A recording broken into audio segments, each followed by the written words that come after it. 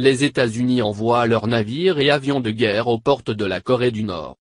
Le secrétaire de la Défense James Mattis a encore averti la Corée du Nord que l'armée américaine était prête à anéantir le pays de 25 millions d'habitants à moins qu'il abandonne son arsenal nucléaire.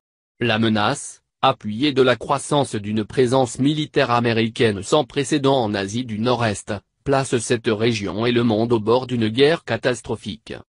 Je n'arrive pas à imaginer une condition où les États-Unis accepteraient la Corée du Nord en tant que puissance nucléaire, a-t-il dit à des journalistes à Séoul le samedi.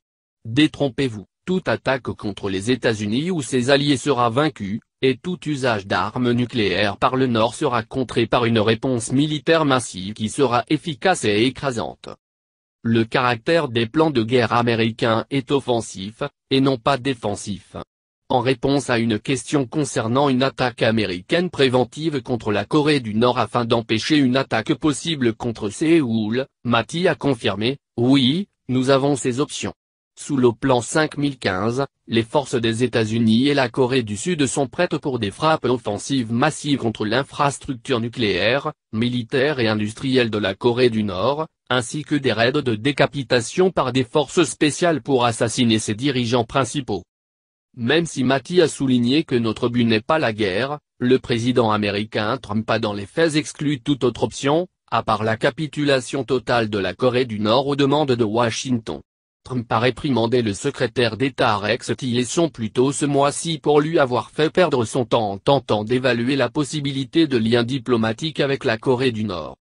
Trump est sur le point de commencer son voyage officiel en Asie cette semaine, qui comprendra une visite au Japon, en Corée du Sud et en Chine. Après avoir menacé devant l'ONU de complètement anéantir la Corée du Nord, il utilisera sans doute cette menace incendiaire pour menacer non seulement Pyongyang, mais la région tout entière, particulièrement la Chine que les États-Unis considèrent comme l'obstacle principal à leur hégémonie mondiale.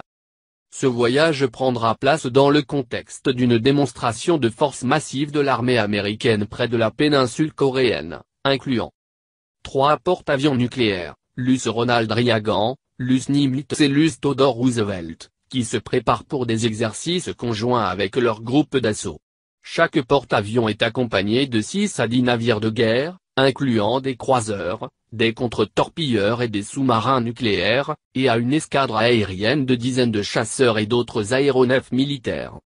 L'US Michigan, un sous-marin nucléaire armé de plus de 150 missiles Tomahawk, qui s'est amarré en Corée du Sud le 17 octobre en préparation à des exercices conjoints avec l'US Reagan. Le sous-marin transporte également des navires. On aurait rapporté, d'après une escale en avril, qu'il avait aussi à son bord la fameuse SEAL Team 6, responsable d'avoir assassiné Oussama Ben Laden.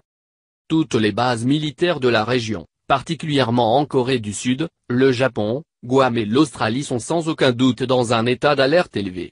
Le Pentagone a 28 500 employés militaires en Corée du Sud, près de 54 000 au Japon et environ 4,000 à Guam, en plus d'une flotte importante de navires et d'avions de combat.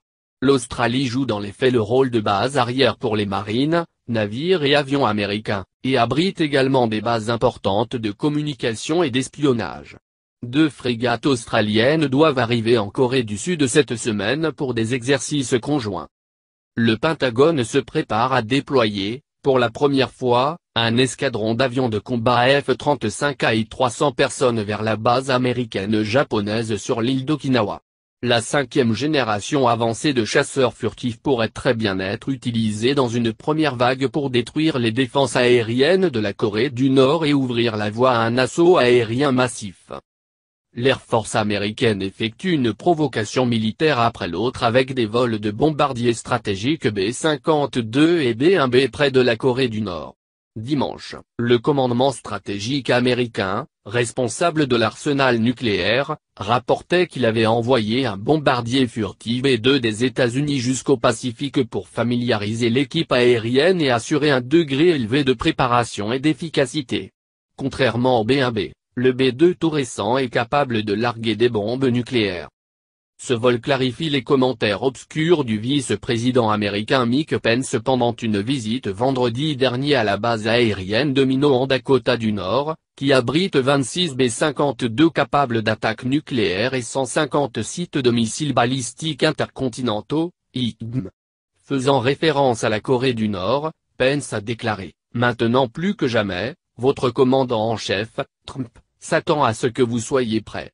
Restez alerte, concentrez-vous sur votre mission. » L'administration Trump se prépare à une guerre non seulement avec des armes conventionnelles, mais avec des bombes nucléaires dirigées contre la Corée du Nord et d'autres puissances telles que la Chine et la Russie qui pourraient rejoindre le conflit.